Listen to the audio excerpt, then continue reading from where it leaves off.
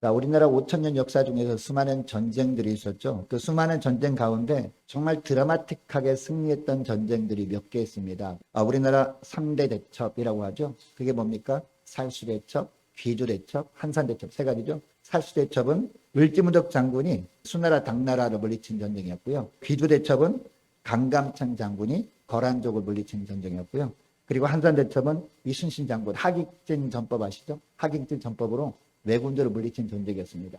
물론 이 세 전쟁도 정말 드라마틱하게 승리했던 전쟁이라 하지만 사람들은요, 이순신 장군이 승리했던 전쟁 중에서 가장 기억에 남는 전쟁이 명량대첩이라고 생각들을 합니다. 왜냐하면 그 당시에 수군들 배들이 전파되고 12척밖에 남지 않았잖아요. 이 12척이었고 그리고 왜군들은요 330척이었거든요. 이 12척을 가지고 330척을 대파했던 전쟁이었기 때문에 바로 이 명량해전을 더 기억을 합니다. 여러분 당시 나라는 왜군에 의해서 전 국토가 거의 유린되었거든요. 당시 왜군은 군선 330척을 이끌고 기세등등하게 쳐들어왔지만 이 조선 수군의 배는 12척밖에 없었기 때문에 전 수군들 10년 가운데요. 강력한 두려움이 자리 잡고 있었어요. 여러분이 명량해전에서 어떻게 이길 수 있었을까요? 이 명량이 울돌목 아닙니까? 이 울돌목의 지형을 잘 이용한 것도 있지만 진짜 중요한 게 있어요. 그게 뭡니까? 그 수군들 10년 가운데 있었던 엄청난 두려움을 용기로 바꿀 수 있었기 때문에.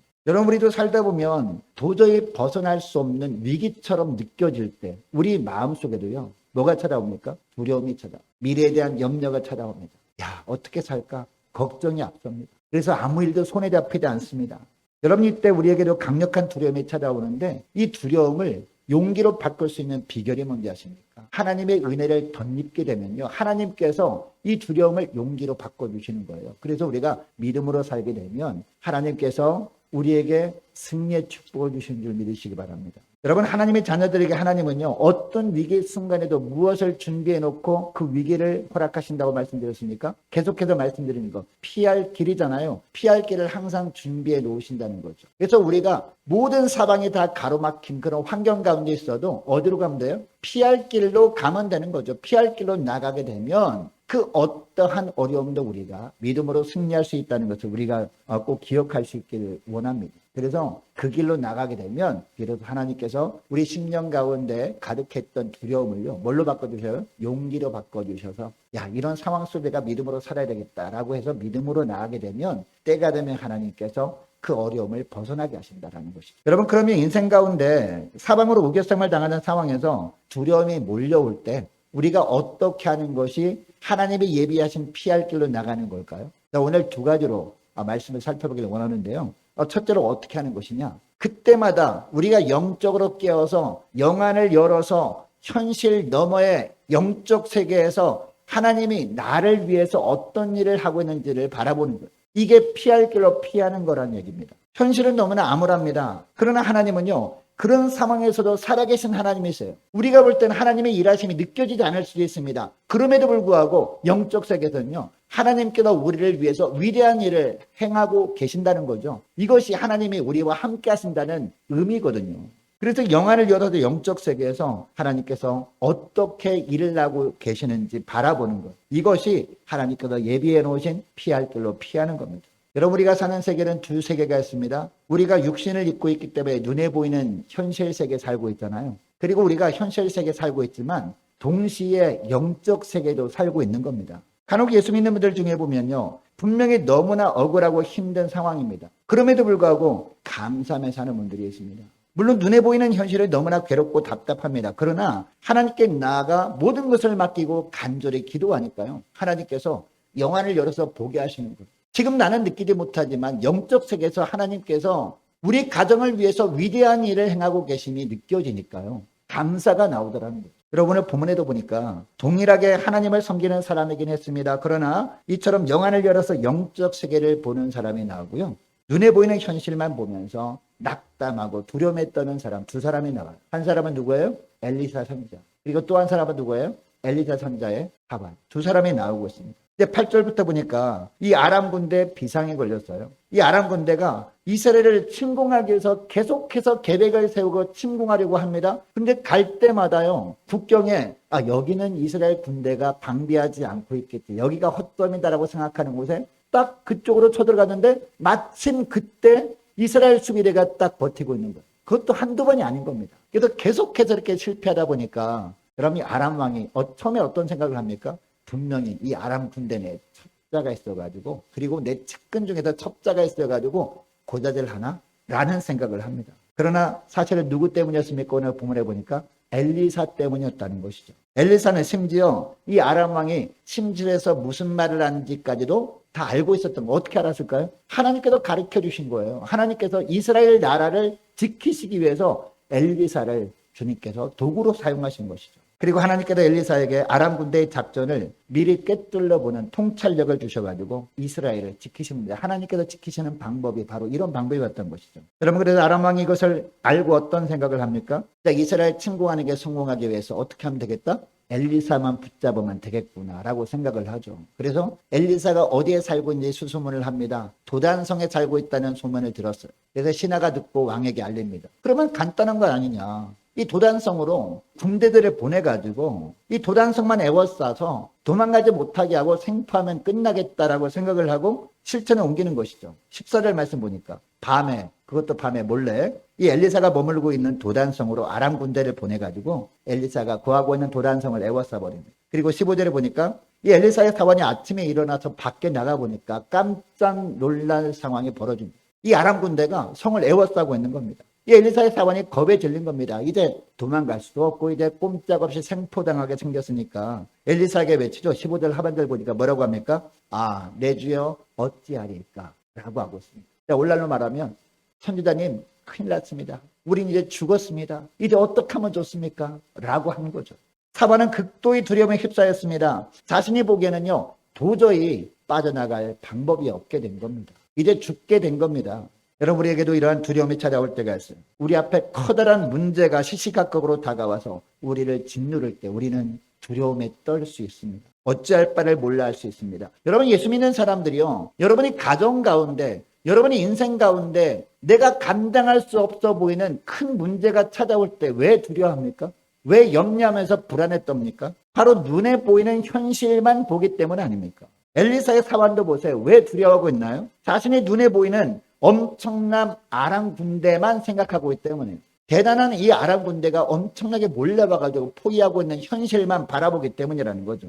여러분, 이처럼 우리 앞에 펼쳐진 문제들이 우리를 두렵게 하는 이유는 뭡니까? 바로 눈에 보이는 상황만 생각하기 때문이라는 거죠. 반면에 엘리사를 보시기 바랍니다. 이 사환이 집 밖에 일어난 상황을 이야기하면서 내 주여 어찌하리까? 라고 했을 때 여러분, 엘리사가 어떻게 합니까? 그 소식을 듣고 두려워합니까? 전혀 두려워하지 않습니다. 오히려 16절 보니까 사환에게 위로의 말을 전하죠. 16절 말씀 보시기 바랍니다. 대답하되 뭐라고 해요? 두려워하지 말라라고 하고 있습니다. 본인은 두려워하면서 두려워하지 말라라고 한 것이 아닙니다. 본인도 두렵지만 그 마음을 드러내지 않고 사환에게 위로하는 것 아니에요. 이 엘리사는요, 전혀 두렵지 않은 겁니다. 그래서 이런 얘기하는 거예요. 두려워하지 말라라고 하면서 뭐라고 합니까? 우리와 함께한 자가 그들과 함께한 자보다 많으니라 라고 하고 있습니다. 엘리사는 안 겁니다.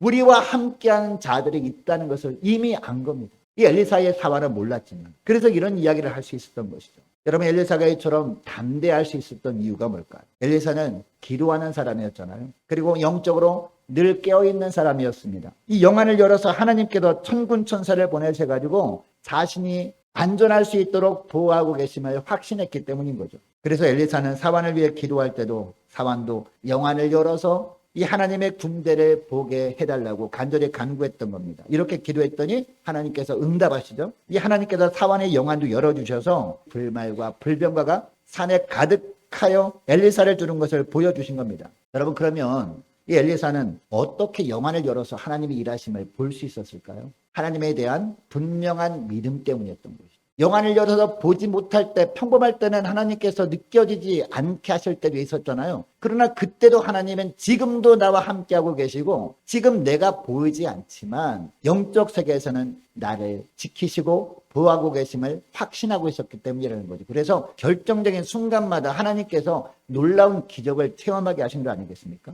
여러분, 수냄 여인에게 잉태케 하시고, 그러니까 잉태할 수 없는 여인에게 하나님께서 잉태케 하신 것을 체험했잖아요. 그리고 잉태에서 태어난 아기가 죽었다가 살아나잖아요. 이것도 놀랍게 체험하지 않습니까? 뿐만 아니라 이 나병에 걸렸던 나아만이 자기를 찾아왔을 때 큰일이잖아요. 야, 이 나병이 고쳐지지 않는다면 얼마나 망신일까라는 생각이 들지 않았겠습니까? 그럼에도 불구하고 하나님께서 말씀하신 대로 말씀을 선포하죠. 어떤 말씀을 선포합니까? 요단강에 가서 7번 씻으라. 이 말씀을 전하라고 하니까 그대로 선포합니다. 그대로 선포했더니 이 나병 환자가 어떻게 됐어요? 이 나아만 장군이 살이 어린아이처럼 쉬게 됐다는 것을 직접 눈으로 보았습니다. 여러분, 이것을 보면서 자신이 해결할 수 없을 것 같은 문제들이 자기에게 주어질 때마다 다 하나님의 뜻이 있음을 체험적으로 알고 있었던 선지자였던 것이죠. 그래서 아람 군대가 자신을 붙잡기 위해서 자신의 있는 곳을 포위했을 때도요, 이 큰 문제 너머에 하나님의 선하신 뜻이 있음을 분명히 안 겁니다. 분명히 알고 기도했더니 하나님께서 엘리사의 영안을 열어주시고 먼저 그것을 본 거예요.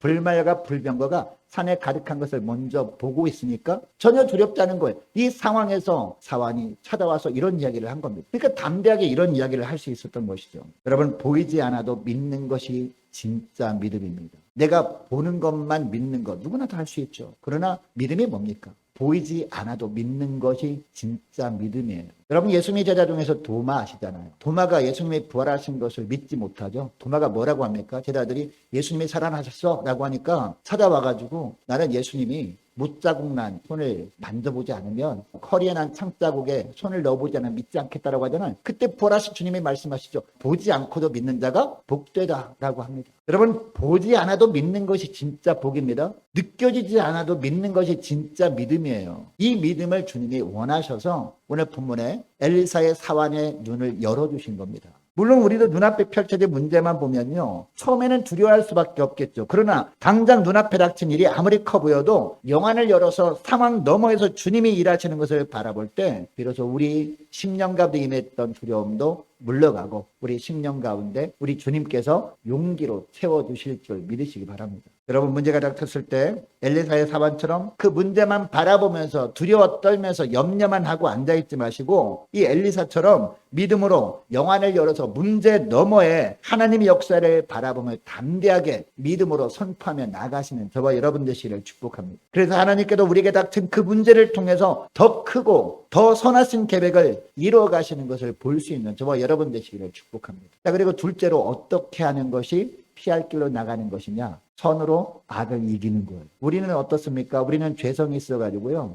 어떤 악한 자가 있을 때 똑같이 악으로 되갚아 주고 싶어요. 그러나 주님이 원하는 게 뭐예요? 선으로 악을 이기는 겁니다. 18절 말씀 보시기 바랍니다. 18절 말씀 보니까 이 아람 사람이 엘리사를 잡으려고 엘리사에게 옵니다. 왜죠? 뒤에는 든든한 백이 있잖아요. 이 아람 군대가 둘러 에워싸고 있으니까 행여나 무슨 일이 있게 되면 뒤에 있는 아람 군대들이 자기를 도와가지고 자기를 보호해 줄 것을 믿었던 거죠. 그래서 이 아람 사람이 엘리사를 잡으려 엘리사에게 오는데 이 아람 사람은요, 자신만만했을 겁니다. 자기 뒤에 수많은 아람 군대만 생각하고 천군과 천사들이 둘러 진치고 있는 것은 보지 못한 거예요. 느끼지 못한 거예요. 이것을 계산해 넣지 못한 겁니다. 이때 엘리사가 다시 기도하죠. 뭐라고 기도했는지 18절 하반절 말씀 보시기 바랍니다. 18절 하반절 말씀 보니까 원하건대 어떻게 기도해요? 저 무리의 눈을 어둡게 하옵소서라고 기도합니다. 이렇게 기도하니까 어떻게 됐어요? 하나님께서 엘리사의 기도에 응답하시죠. 아람 군사들의 눈을 어둡게 하신 겁니다. 19절에 보니까 엘리사가 눈이 어둡게 된 이 아람 군대들, 군사들을 어디로 인도합니까? 사마리아 성으로 인도해요. 사마리아 성으로.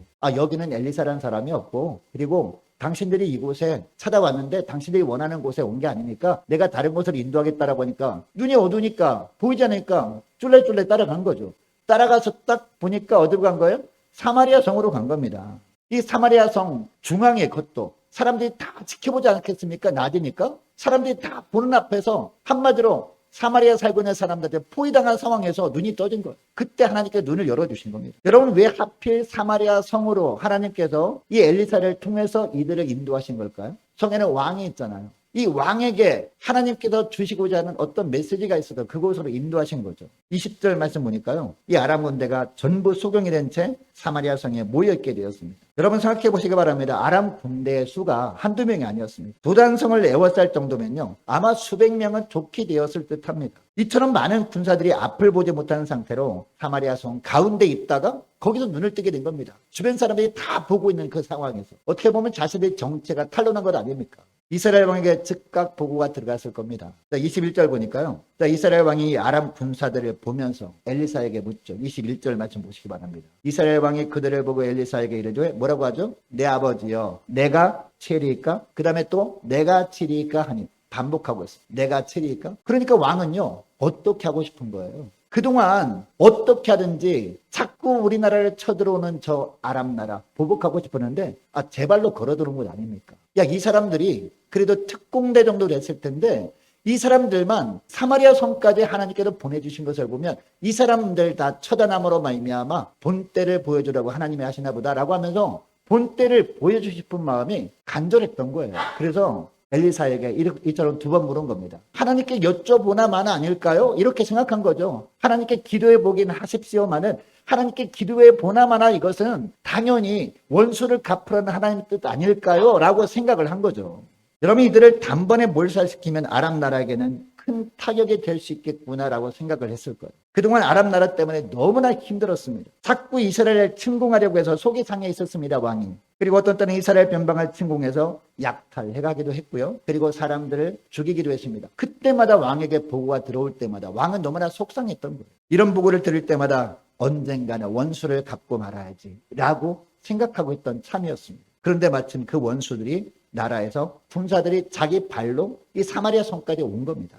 여러분, 이스라엘 왕은요, 원수 갚을 좋은 기회라고 생각했습니다. 그러나 하나님의 뜻은 뭐였습니까? 원수를 갚지 말고 선으로 악을 이기라. 이것을 주님이 원하신 겁니다. 그래서 엘리사를 통해 하나님의 생각을 말씀하시죠. 22절 보니까 어떻게 말씀하고 있습니까? 죽이지 말고 돌려보내라. 선으로 악을 갚으라. 이런 말씀을 하십니다. 22절 말씀 보시기 바랍니다. 22절 보니까 뭐라고 합니까? 대답하되 치지 마소서. 칼과 활로 사로잡은 자인들 어찌 치리까? 떡과 물을 그들 앞에 두어 먹고 마시게 하고 그들의 주인에게로 돌려보내소서 하는지라 라고 하고 있습니다. 이 엘리사는 이스라엘 왕에게 참 승리가 무엇인지를 보여주고 있는 겁니다. 자기를 잡기 위해서 온 아람 군대에게 참된 승리가 무엇인지를 또한 보여주고 있는 겁니다. 그리고 왕의 선지자의 말대로 하죠. 23절 말씀 보세요. 23절 보니까 왕이 위하여 누구를 위하여? 포로된 이 아람 군사들을 위해서 왕이 위하여 음식을 많이 베풀고 그들이 먹고 마심에 놓아 보내니 그들이 주인에게로 돌아가니라. 이로부터 아람 군사의 부대가 다시는 이스라엘 땅에 들어오지 못하니라 라고 하고 있습니다. 그냥 보내지도 않아요. 그냥 풀어줘서 너희들 고향으로 가라라고 할 수도 있는데 그냥 보내지도 않고요. 떡과 음식도 많이 베풀었어요. 배불리 먹이고 보내는 모습을 볼 수 있습니다. 여러분, 이 세상에서는 결코 누구도 이해할 수 없는 방법이죠. 그러나 주님은요, 우리가 바로 이런 절대적인 선으로 살기를 원하신다는 겁니다. 여러분, 선으로 악을 이길 수 있는 비결이 뭔지 아십니까? 이 원수를 사랑하는 것. 그래서 우리 주님께서 이웃사랑뿐만 아니라 원수까지도 사랑하라 라고 말씀하신 거거든요. 이 마태복음 5장 38절에서 47절 말씀까지 보면 쭉 많은 이야기들을 합니다. 눈은 눈으로 이는 이로 갚으라 하였다는 것을 너희가 들었으나, 이 구약에는 그렇게 나오잖아요. 그죠? 나는 너에게 이르노니 악한 자를 대적하지 말라. 누구든지, 심지어는 어떤 말씀까지 합니까? 내 오른뺨을 치거든 왼편도 돌려대라 라고 말씀하시거든요. 그리고 43절 44절 말씀도 보니까요, 또 내 이웃을 사랑하고 내 원수를 미워하라 라고 했다는 것을 너희가 들었으나 나는 너에게 이르노니 너희 원수를 사랑하며 너희 박해하는 자를 위하여 어떻게 하라?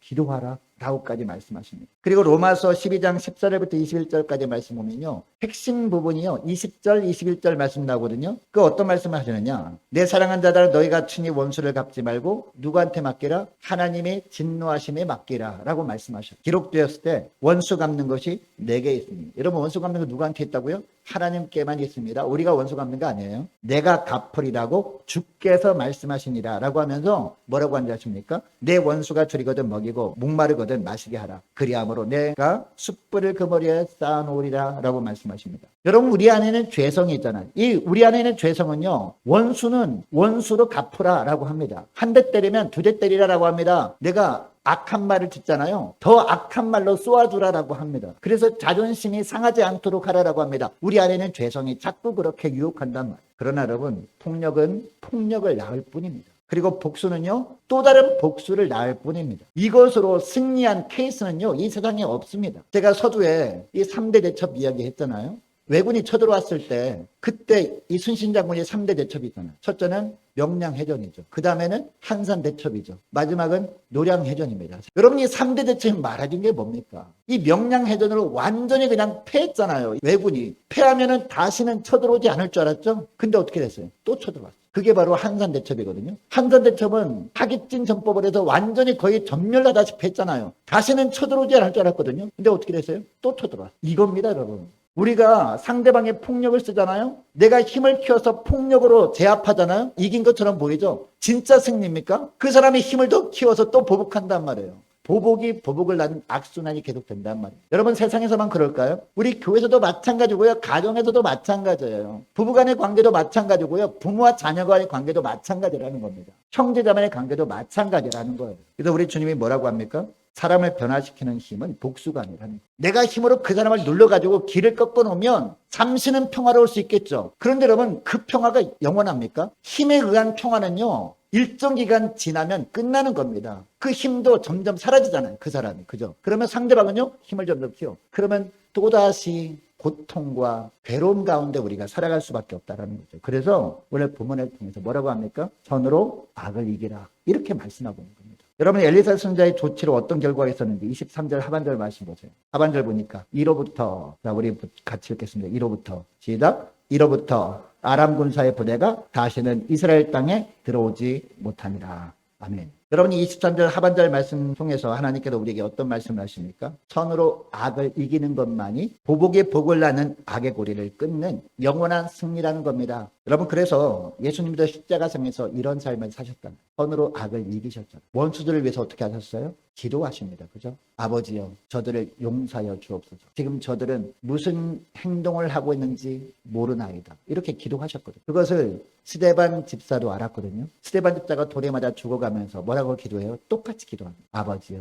저들을 용서해 주옵소서. 선으로 악을 이긴 겁니다. 그 결과가 뭐예요? 그 결과가 사도 바울 아닙니까? 스데반이 돌에 맞아 죽어갈 때 그 옆에서 너무 잘됐다라고 해서 박수 쳐주는 자가 바로 사울이었잖아요. 그 사울이 바울로 바뀌게 된 계기가 뭐예요? 바로 스데반이 돌에 맞아 죽어가면서까지 선으로 악을 이겼을 때, 그죠? 그것을 보시고 하나님께서 역사하신 거죠. 부활하신 예수님께서 역사하셔서 사울을 바울로 바꿔주신 거란 말이에요. 이게 바로 진정한 승리라는 거죠. 이제 말씀을 맺길 원하는데요. 우리 가정과 교회, 더 나아가서 이 세상에서 진정한 평화를 누릴 수 있는 최고의 방법은 바로 이것. 선으로 악을 이기는 방법밖에 없는 줄 믿으시고 이번 한 주간 동안, 그리고 6월 한 달, 그리고 앞으로 남은 1년 동안 날마다 교회 안에서, 가정 안에서, 사회 안에서 선으로 악을 이기며 사시는 저와 여러분 되시기를 주의 이름으로 축복합니다. 기도하겠습니다.